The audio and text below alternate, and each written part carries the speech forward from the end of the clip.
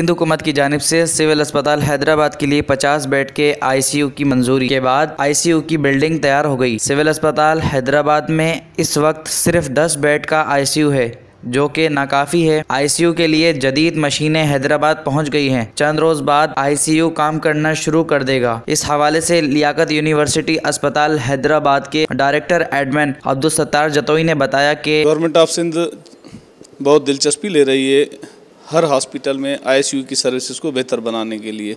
Chief minister Syed Murad Ali Shah साहब ने हमारी हॉस्पिटल के लिए भी एक बड़े आईसीयू की स्कीम मंजूर की थी, जो कि अब बिल्डिंग की तकमील हो चुकी है और उसमें उसका जो सामान है उसके ऑर्डर्स प्लेस किए गए हैं।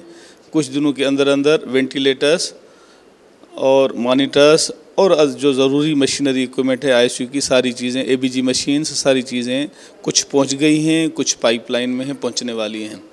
हमारे यहाँ अब इस टीचिंग हॉस्पिटल में फ़कत 10 बेडेड आईसीयू की कैपेसिटी है।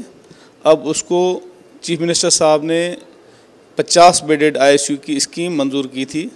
अब हमारे पास इंशाअल्लाह अज़ीम 50 मरीज़ों को अकोमोडेट करने के लिए सहूलत मुयस्सर होगी। कुछ ही दिनों में आईसीयू काम करना शुरू करेगा।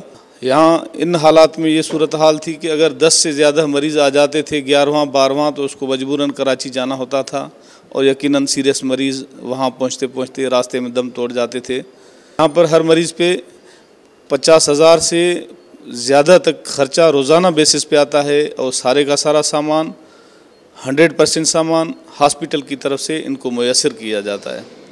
इनकी खुराक, इनकी दवाइयाँ, इनकी सारी ज़रूरियात हॉस्पिटल अपने बजट से पूरा किया करती है। प्राइवेट सेक्टर में ये लोग अफोर्ड कर नहीं पाते, इसलिए हमारे यहाँ ज़्यादा ही रश होती है, ज़्यादा ही डिमांड होती है आईसीयू की।